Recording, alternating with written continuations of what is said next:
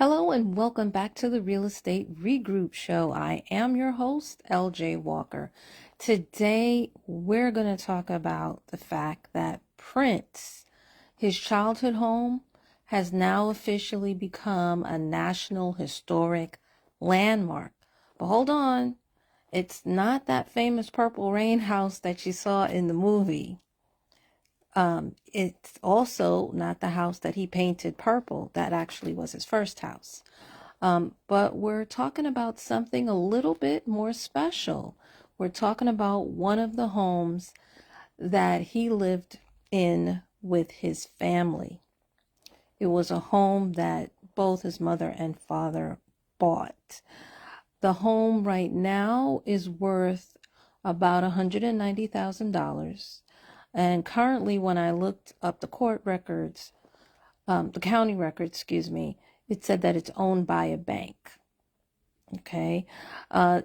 Although this is not the first home that he grew up in, the reason why this is designated as a historical landmark is because this is the home where he learned to play the piano, he began performing, he started songwriting, and he also developed some his singing ability. All right. There was another home that they lived in previously where he may have also perfected, playing musical instruments and what have you. However, the reason why that home was not chosen was because his parents rented the home and they did not own it. Okay, so I'm going to go through some of the requirements in Minneapolis for a home to make it on the National Registry of Historic Places. Okay, or some of the requirements, like once it's on that, makes that list. All right, so first of all, when you own a historical home, particularly in that area, you have to get approval before you make any alterations to the exterior of the building, the interior, if you want to add anything to the building, if you want to move or demolish the structure, any work that impacts the historical integrity of the building, you got to get approval first. There's also something that they have out there called the Certificate of Appropriateness. So again, before making alterations, owners have to apply for that first. Okay. In addition, they get tax credits. Anybody who has an historical landmark building, they get federal and state tax incentives, particularly if they do any rehabilitation to the property, any renovations, particularly those renovations that pertain to the historical character of the building. The building will still have to conform to any zoning and development rights. Any building additions or new construction, they're going to face a lot stricter scrutiny as opposed to someone who has just a house that's regular, that's not on the list. Okay. The other thing is that, yes, they do qualify for any grant opportunities, and those grants are mainly to restore the property. In addition to all of that, yes, even though its assessed value is $190,000, it can easily be sold for a lot more money. And I know some of you may say, it's Prince, shouldn't it be $1 million? No, that's not how that works. Okay. You have to also remember, this is the Midwest. The Midwest homes typically do not appreciate the same way they do in coastal cities. It's completely different. Okay. And when you invest in the Midwest, you're investing for cash flow, Don't invest for appreciation. If you want both appreciation and cash flow, then New York, Boston, California, there may be some places there that you need to go to, but not Minneapolis, Minnesota. Things are definitely changing because Prince definitely put that whole entire city on the map for sure. I mean, I think it was, I know I put it in the other video. They make what, $70,000 a month on Paisley Park alone. Okay. Now it hasn't been said, since this is a bank-owned property, it hasn't been said whether or not they're going to turn this particular house and make it so that people can tour it. All it said was that this was going to be an historical landmark. Now, here are some other key things that I did not know that I learned about. I do know some people who do invest in Minnesota. I personally don't have property there. But one thing a key takeaway to note is that just because it's listed on the National Register, and I think this is just, well, let me not just say it's only Minneapolis, because this rule does not apply to New York. That doesn't necessarily mean just because it's on the National Registry that it can't be demolished.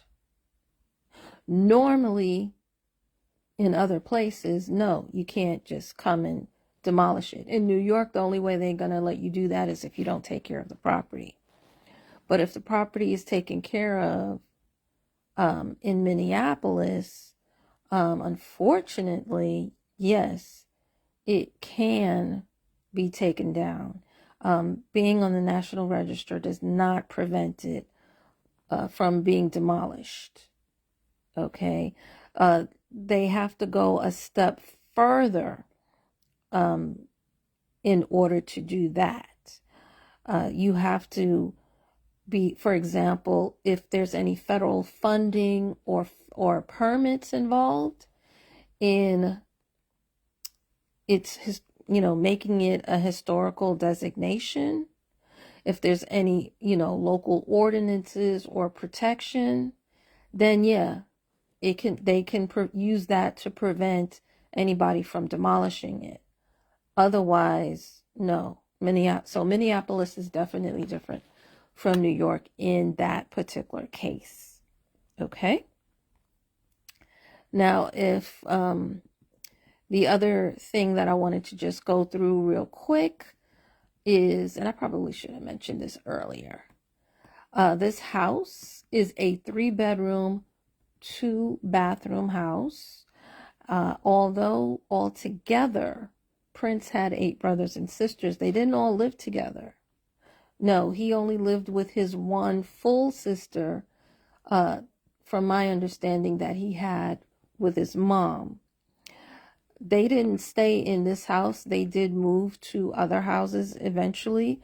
And the other kids also, most of them were from his father, because his father was married to someone else before he married Prince's mother. Okay, so that particular house was not crowded. All right. So another thing that I wanted to point out is this. As mentioned before, there was yet another house, a house where he wrote his first song, Funk Machine, and that was at a different location, but that one, they have not applied for landmark status. So I'm not sure if they're gonna, like all the homes that are involved where Prince either grew up or that his parents owned, that's number one, or the other house that was actually Andre Simone's house where the Minneapolis sound was perfected. I'm not sure if they're going to make that also a historical landmark. Right now, it's just this particular one on 8th Avenue. That is the one that they are making that they have made into a historical landmark. And like I mentioned, the Newton House, that was, I believe, another house that the parents lived in. Prince was there too, but they didn't own it.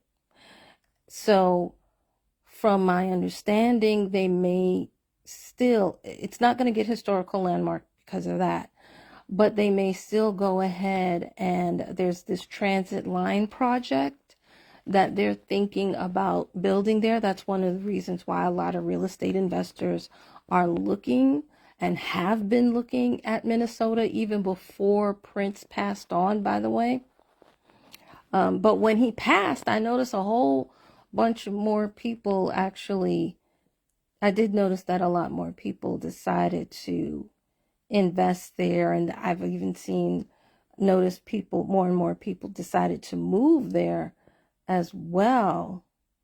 So I'm not sure if there's a relation, if it was due to Prince or if it was due to the fact that the city is making a lot of improvements, and also because, you know, jobs are out there as well. That's another thing that attracted people, right?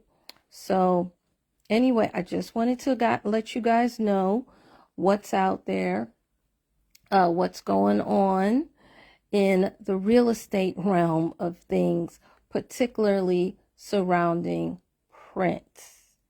Okay, so one thing I have to give kudos to, I give kudos to the city of Minneapolis for recognizing the fact that Prince, again, another child prodigy, for recognizing his musical genius and for making a national historical landmark. And I'm pretty sure, I didn't really see any information on this, but I'm pretty sure his sister was instrumental in making this happen.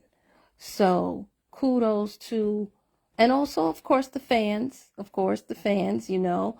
I feel like there's a lot more respect in that particular area, you know, when it comes to Prince's fans. I'm definitely a fan. There's more respect shown as opposed to, let's say, other famous musicians that we have had in this particular country. All right. So guys, that's all I have to say. I'm just curious. Would you buy this house? Would you live in the neighborhood? Because to be honest, even though only the house has that historical landmark status, the whole entire neighborhood, the value of their homes are going to be brought up. That particular one, though, is going to be a little bit higher than everybody else's, just so you know. But yeah, I'm just curious. And have any of you gone out to see it? All right. Okay. All right. Remember, please, that's all I have for you tonight. So please share this amongst your friends. Remember, each one, reach one, teach one. Bye for now. Until next time, have a good night.